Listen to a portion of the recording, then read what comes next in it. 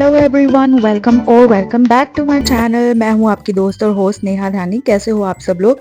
मैं बहुत अच्छी हूं और आज के ब्लॉग में मैं आपको लेके चलूंगी दो बहुत ही खूबसूरत जगह पर। पहली है 12 ज्योतिर्लिंगों में से एक ज्योतिर्लिंग गृहनेश्वर टेम्पल और दूसरा है एलोरा केव्स। तो चलो शुरू करते हैं अपने आज के ब्लॉग को।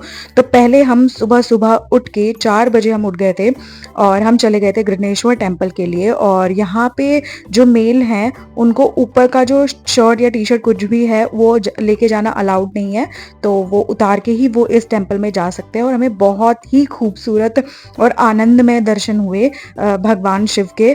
उसके लिए बहुत बहुत थैंक यू भगवान जी कि आपने हमें इतने खूबसूरत दर्शन दिए और हमें वहाँ बुलाया। और सेकंड फिर हम गए एलोरा केव्स के लिए। और एलोरा केव्स गृहनेश्वर टेम्पल के कुछ 200 टू 300 मीटर्स पे ही है, ज़्यादा दूर नहीं है। और एलोरा केव्स जो है वो वर्ल्ड हेरिटेज साइट के अंदर रजिस्टर्ड है and it is built between 6 to 10th century. 6th से लेकर के 10th सेंचुरी में इसको बनाया गया। और ये फेमस है अपने स्टनिंग रॉक कट आर्किटेक्ट की वजह से। और एलोरा केव जो है वो रिप्रेजेंट करता है 3 रिलीजन्स को एक साथ, Buddhism, Hinduism and Jainism. Ellora caves में टोटल 34 केव्स हैं और जो कि अपनी बेहतरीन कलाकारी, पेंटिंग्स और डिटेल कार्विंग की वजह से फेमस है। But one of the famous caves are Kailasa temple. Kailasa temple is completely dedicated to lord Shiva and इतना खूबसूरत ये टेम्पल है कि आप देख करके इसको इतने मेस्मेराइज हो जाओगे कि इसको कैसे बनाया गया। यहाँ पर एक बहुत बड़ी हाथी की मूर्ति थी जो कि अभी थोड़ी खंडित हो चुकी है, टूट गई है। और ये जो स्तंभ आप देख रहे हैं, ये पिलर, ये हमारे 20 रुपए के नोट पे जो पीछे जो पिक्चर है वो एलोरा केव्स के इसी ही स्तंभ का है। और यहाँ पे बहुत ही खूबसूरत स्कल्पचर्स थे अलग अलग देवी देवताओं के। ये पूरा ही टेम्पल इतना खूबसूरत है, इतना खूबसूरत है कि आप देख करके बस इतना मेस्मराइज हो जाओगे। और यहाँ से हम ऊपर गए तो ऊपर बेहद खूबसूरत शिव जी का बहुत बड़ा भव्य मंदिर था। बहुत बड़ी क्या बोलता है वो शिवलिंग स्थापित था। और उस समय बहुत मैं ये अनुमान भी शायद नहीं लगा पाऊंगी कि कितनी भव्य पूजा यहाँ पर होती रही होगी। और आश्चर्य की बात तो यही है अपने आप में कि ये पूरा टेम्पल एक ही पत्थर को काट के बनाया गया है। और ये भी एक कॉन्स्पिरेंसी थ्योरी है। इसको कोई मानता है कि इसे एलियन ने बनाया है, कोई कहते हैं कि इसे शिव जी ने अपने 3D प्रिंटर से बनाया है, कोई कुछ कहता है, कोई कुछ कहता है। बट ये एक राजा हुए कृष्णा करके, उनकी ही डायनेस्टी में इसको बनाया गया था। और काफी समय लगा था, कम से कम 2000 साल इसको लग गए थे बनाने के लिए। और ये देखो, ये इतना खूबसूरत शिव जी का शिवलिंग है, बहुत ही बड़ा। और वहीं पे सीधे सामने नंदी जी की भी एक बहुत खूबसूरत और बड़ी जो मूर्ति है। और यहाँ पे बहुत ही इस तरीके के छोटे छोटे खूबसूरत टेम्पल बनाए गए हैं।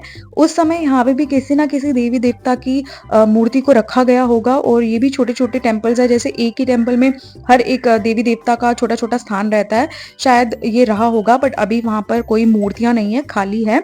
और पर इतनी खूबसूरत कलाकारियाँ पूरे मंदिर में हो रखी है कि आप मतलब देख के इतने मेस्मराइज हो जाओगे कि इतनी परफेक्शन के साथ इतनी खूबसूरत कलाकारी को कैसे गढ़ा गया होगा एक पत्थर में। और वो भी ऊपर से नीचे ये पत्थर को गढ़ा गया है, ना कि नीचे से ऊपर। कोई भी हम बिल्डिंग बनाते हैं तो उसे हमेशा हम नीचे से खड़ा करते हैं, बट इसको ऊपर से खड़ा किया गया। और ये भी अपने में एक बहुत बड़ी उपलब्धि है।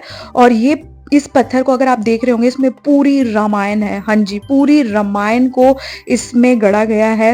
इस पूरी उस वॉल में पूरा आप एक एक सिनेरियो अगर आप देखोगे तो रामायण का हर एक चीज दिखे। कब हनुमान जी लंका गए, कैसे सीता जी का हरण हुआ, उनको कैसे छुड़ाया गया, उनका क्या प्रोसेस था, कैसे राम सेतु में पत्थरों को कैसे रख के पुल बनाया गया। मतलब सब पूरी इतनी माइनर डिटेल एक ही वॉल पे, इतनी छोटी वॉल पे उन्होंने कैसे बनाई होगी, कभी कभी सोच के भी ऐसा लगता है कि कैसे। और ये जो दृश्य था जो आपने पूरा देखा ऊपर से, ऐसे ही इसे ऊपर से नीचे को बनाया गया था। और हम फिर चले गए थे दूसरी केव्स में। ये जो पूरी केव है ये बुद्धिज्म को रिप्रेजेंट करता है। यहाँ पे बुद्धिज्म की मोनेस्ट्री है, वहाँ पे उनकी रहने का स्थान है और बहुत ही सुंदर वहाँ का भी दृश्य था।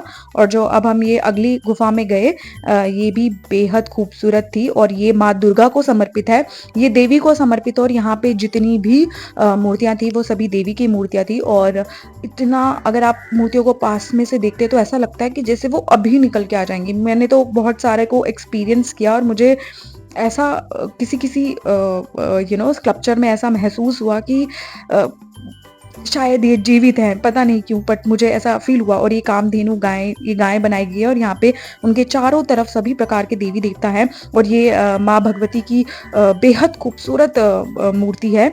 और यहाँ पर मोस्टली जो है ये भी जो केव है ये बुद्धिज्म को रिप्रेजेंट कर रही थी। और यहाँ पे बुद्धिज्म से रिलेटेड जितनी भी इंफॉर्मेशन थी और बहुत काफ़ी सारी बुद्धा की मूर्तियाँ थी, कोई लेटी हुई, कोई बैठी हुई, कोई मेडिटेशन में, मोस्टली मेडिटेशन करते हुए बुद्धा को दिखाया गया है। और बेहद खूबसूरत कलाकारी की गई है पूरी की पूरी केव्स में। और बस हम आगे चलते गए और सारी केव्स को एक्सप्लोर करने के लिए। और बेहद ही खूबसूरत दृश्य था, क्योंकि हम सुबह सुबह आ गए थे तो भीड़ भी नहीं थी और धूप भी नहीं थी। बेहद खूबसूरत, हमने बेहद ही अच्छे ढंग से हमने पूरा का पूरा एलोरा केव्स को घूमा। मौसम बहुत अच्छा था, ठंडा था, क्योंकि सुबह सुबह का मौसम था। तो हमने 6 बजे से लेकर के 9 बजे तक हमने पूरा 3 घंटे में इसे कवर कर लिया था। तो मौसम बहुत अच्छा था।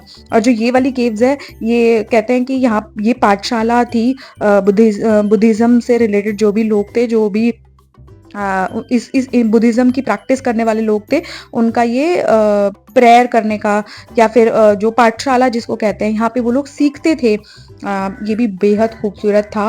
और उस समय में मुझे ऐसा लगता है कि काफ़ी लोगों के अंदर इंफॉर्मेशन थी और वे काफ़ी ज़्यादा इंटेलेक्चुअल थे। और ये भी शिव जी का ही एक खूबसूरत टेम्पल है। यहाँ पे बहुत ही बड़ी नंदी जी की मूर्ति थी। और यहाँ पे अगर आप एलोरा केव्स में घूमेंगे तो आपको मोस्टली शिव जी के ही टेम्पल आपको देखने को मिलेंगे। यहाँ पे सारे टेम्पल जितने भी थे ये शिव जी के थे।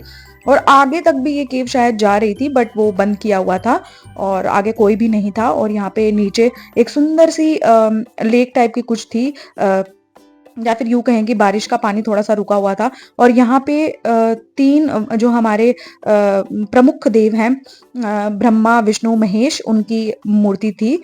और बेहद ही खूबसूरत आनंद में हमारा ये ट्रिप गया और हमें बहुत अच्छा लगा एलोरा केव घूम के। और बस हम वापस आ गए थे घर को, कि हम देख के। और यहाँ से मैंने कुछ चीज़ें परचेज की, ये 2 मालाएं मैंने खरीदी, बहुत ही सुंदर लग रही थी मुझे और बहुत ही रीजनेबल प्राइस में ये लोग बेच रहे थे। तो मैंने ये 2 खरीद ली और फिर उसके बाद हमने जाके नाश्ता किया। और thank you so much for watching my video. Please अगर आप मेरी वीडियो देखते हैं तो प्लीज़ सब्सक्राइब करना ना भूलें। सब्सक्राइब, कमेंट और लाइक करके ज़रूर ज़रूर जाना। Bye, thank you for watching.